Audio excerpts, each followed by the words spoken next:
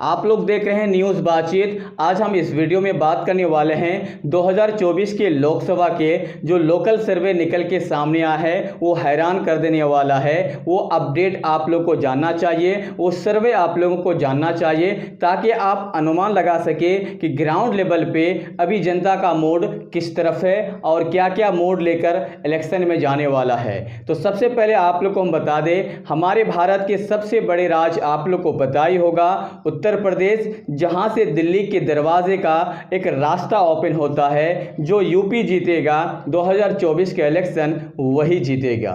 लेकिन इस बार देख के ऐसा लगता है कि यूपी में 80 सीट में से 50-50 होने वाला है। That's mean Bharatiya Janata party के पास 40 सीट और इंडिया गठबंधन के पास 40 सीट जाएंगे। तो मतलब ये हुआ कि इंडिया गठबंधन के राहुल गांधी और अखिलेश यादव का जो गठबंधन है वहां पे परफॉर्मेंस अच्छा करते हुए नजर आ रहे हैं। अगर ऐसा हो गया तो 2024 के लिए भारतीय जनता पार्टी बहुत ही ज़्यादा मुश्किल का रास्ता पाने वाला है।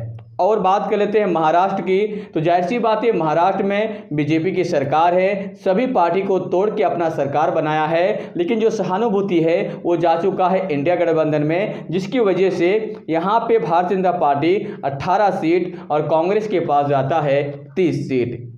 अब बात कर लेते हैं आंध्र प्रदेश की। आंध्र प्रदेश में 25 सीट है और 25 में से सिर्फ 5 सीट भारतीय जनता पार्टी और 25 सीट जाएंगे 20 सीट जाएंगे इंडिया गठबंधन के पास। अगर बात की जाए बिहार की, तो बिहार में भी इस बार पासा पलट दिया है। नीतीश कुमार इंडिया गठबंधन में है। इंडिया गठबंधन का जो खास करके ऑर्गेनाइजेशन कह सकते हैं वो है नीतीश कुमार, जिसकी वजह से बिहार में भी सुपड़ा साफ है। 40 में 15 सीट भारतीय जनता पार्टी और 25 सीट जा रहे हैं इंडिया गठबंधन के पास।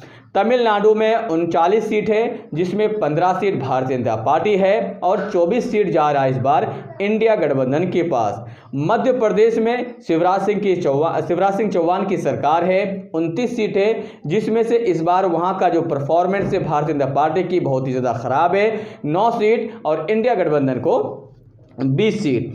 कर्नाटका में कांग्रेस की सरकार है और कांग्रेस की वहां पे जलवा है। तो इस बार 28 सीट में से 20 सीट कांग्रेस के पास और 8 सीट भारतीय जनता पार्टी के पास।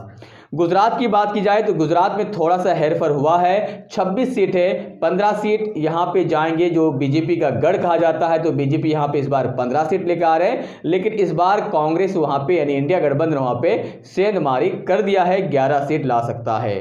राजस्थान में 25 सीट है, 10 seat Bharatiya Janata party, 15 seat Congress के पास। उड़ीसा में 21 सीट है, भारतीय जनता पार्टी के यहाँ पे सुपड़ा साफ है, 1 सीट और 20 सीट जाएंगे इंडिया गठबंधन के पास। केरल की बात की जाए तो केरल में 20 सीट है, तो यहाँ भारतीय जनता पार्टी कुछ है ही नहीं, 0 सीट है और इंडिया गठबंधन के पास 20 सीट। तो उसके बाद बात की जाए तेलंगाना की, अगर बात की जाए तो तेलंगाना में 17 सीट है। 17 सीट में यहाँ पे एक भी सीट कांग्रेस के बीजेपी के पास नहीं जा रहे हैं। 17 सीट भारतीय इंडिया गठबंधन के पास जा रहा है, या फिर वहाँ पे लोकल जो पार्टीज़ है उनके पास जाएंगे। लेकिन कांग्रेस और लोकल पार्टीज़ अगर गठबंधन कर लेते हैं तो 17 सीट बाकी वहाँ पे बंटने वाले हैं। आसाम में 14 सीट, 7-7 सीट बंटने वाला है।